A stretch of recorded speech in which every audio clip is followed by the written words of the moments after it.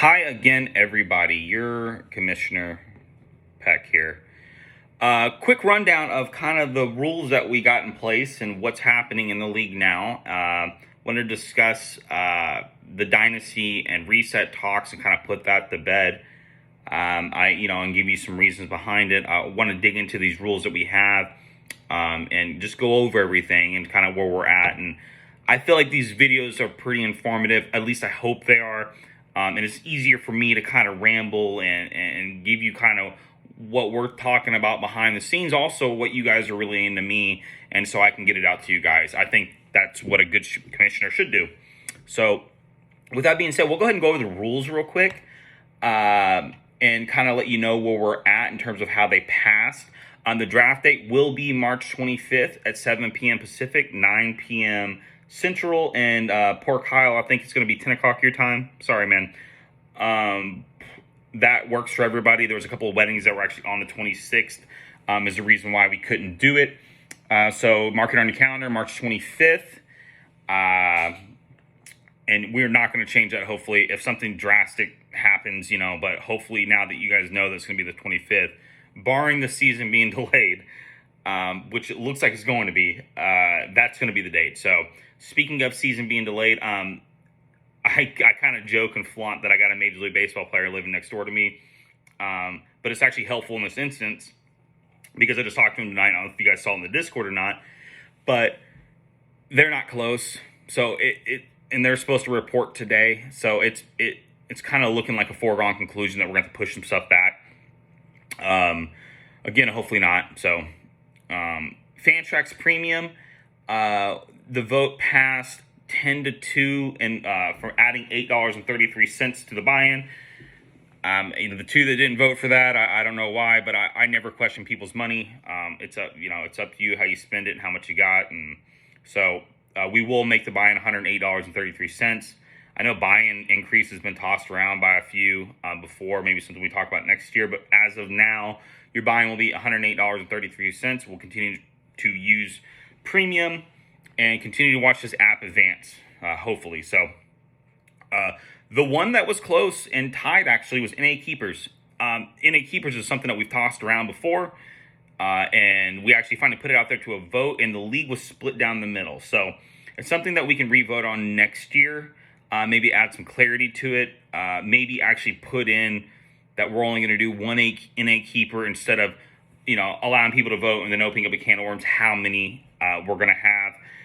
Maybe we just vote on one for next year. I don't know. If the league is interested enough, we'll vote on anything. But that one was a 6-6 tie, so it did not pass. The playoff streaming September call-up rule passed with flying colors.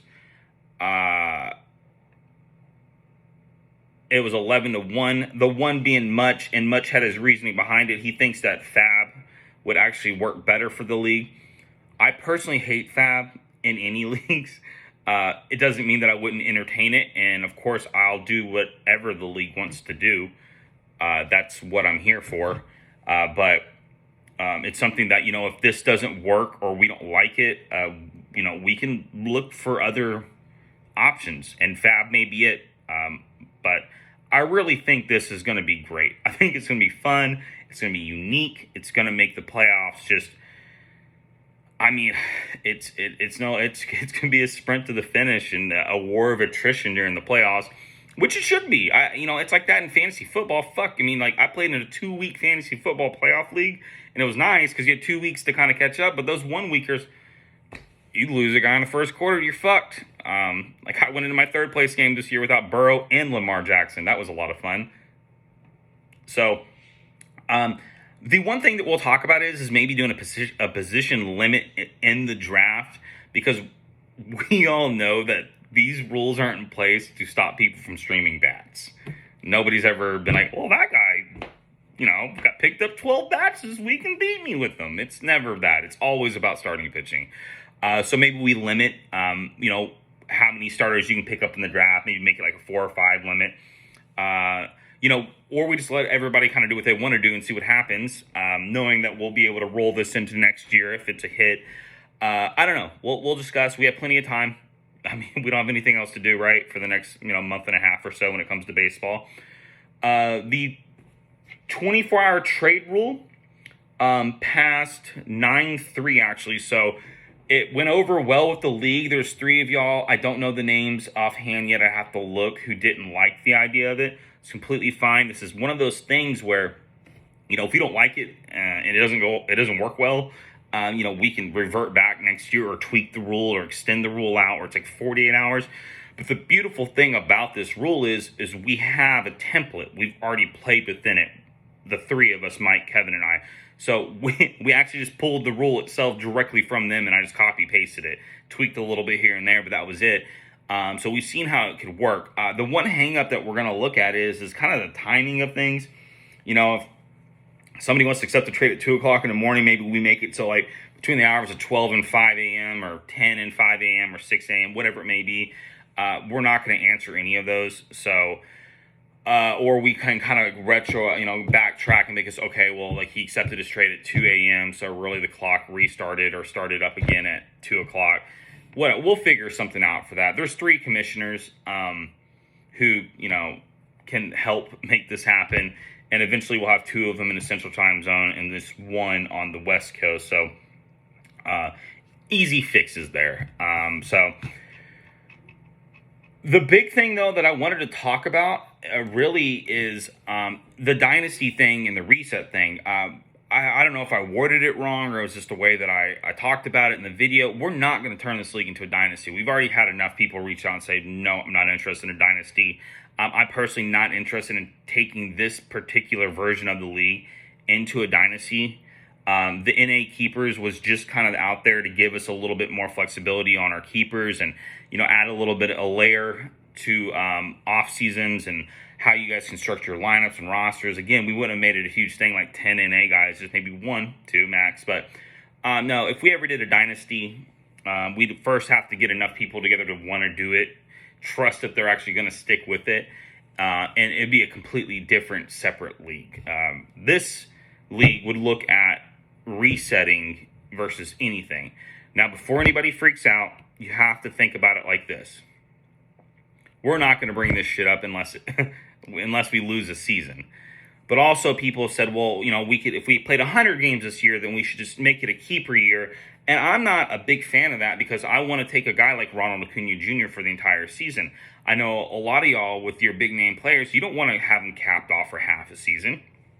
I don't blame you. I don't either.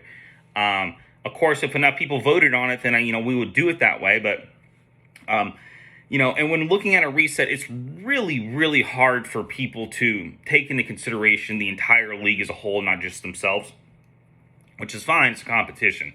That's how you should look at it.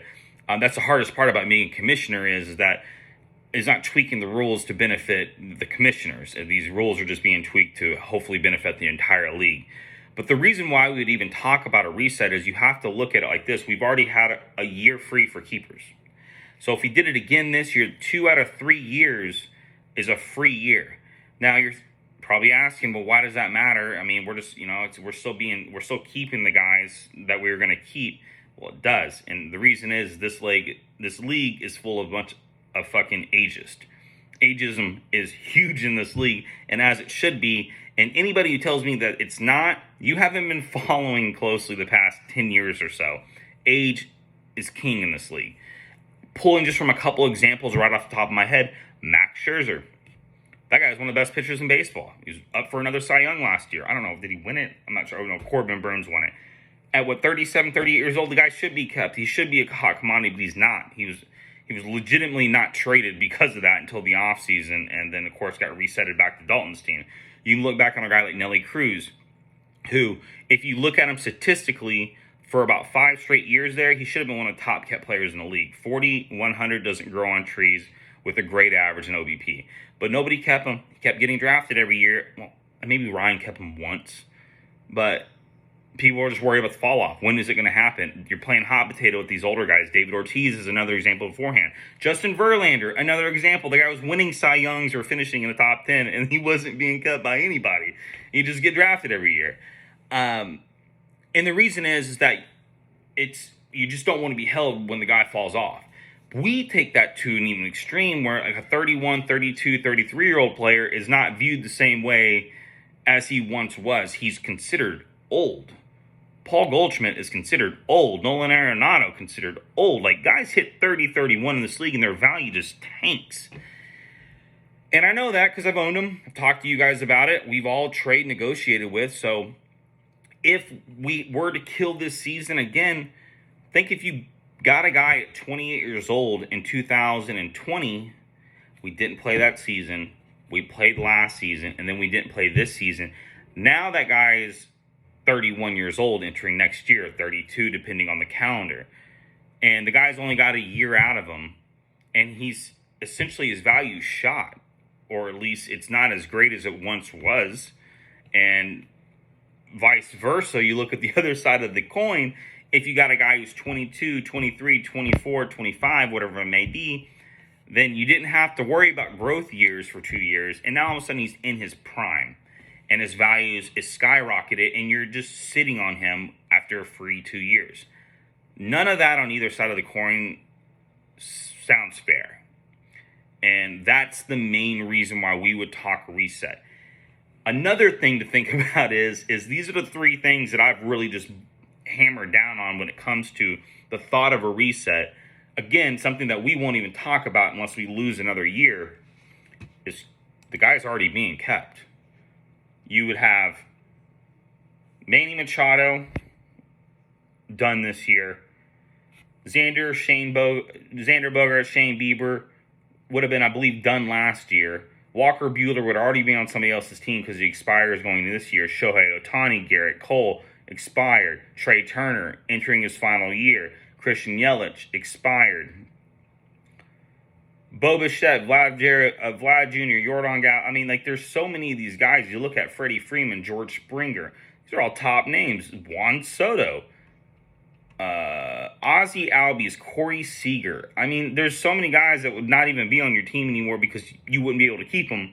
And also, guys, a ton of these guys who would be entering their final year if we didn't give the free year. Well, fuck, all these guys will still be on people's teams next year because, well, they're not getting counted for this year. So keeper leagues are meant for movement and advancement. And when you don't have that, then you run into, like I said earlier, guys are losing value because we're not playing with them for a year or two. Or guys are gaining value because we're playing with them they're not being played with for a year or two. Dudes are just going to sit on people's teams for 5 years because of 2 free years. We'd have to do something after that. We'd have to figure something out. And of course, we would discuss it league-wide. And the reset would just be resetting the league and using the same rules that we already have in place now. Sounds awesome to reset a league, knowing that the rules that you have in place now versus the rules that you put in place 10 years ago when you started the league are essentially perfect. Our categories are great. We have unique playoffs with the double bye. We have this new, trade thing that's going to happen, the 24-hour trade rule, the redraft, the September call-up draft. The lineups, the rosters are great. I mean, we just, barring these 2 major changes that we made this year, I mean, hell, I don't think we could have thought of anything really to, fuck around with. Imagine being able to start the league all over with all those rules. Maybe add a keeper, maybe add an NA slot. Who knows? But if not, just keep it the exact same way. Give it a fresh start so that we're not sitting here with the same issues I've been talking about for the last 5 minutes. So, again, if we did something like that, understand and know that it affects everybody, but we're all in this together. We're trying to continue this league on, which, I don't see it ever slowing down or stopping. But, yeah. Well, with all that being said, we'll talk more about this stuff as it comes up. Just pray and send good vibes out to the universe that we don't have to lose another year. I think it's tough on the league when we lose a year. It really is. It's tough when we don't have everybody involved. And we've seen a downturn in the league because of the one COVID year. They strike this year. It's scary to think. So, I know you guys are all in this. You guys love it. But we'd have to make some changes, unfortunately. So, but again, let's hope that never happens. And thank you for watching the video. Drop a like, hit the subscribe button. I'm kidding. And let us know if you have any questions or concerns. And Baseball, please. Love you guys. Bye.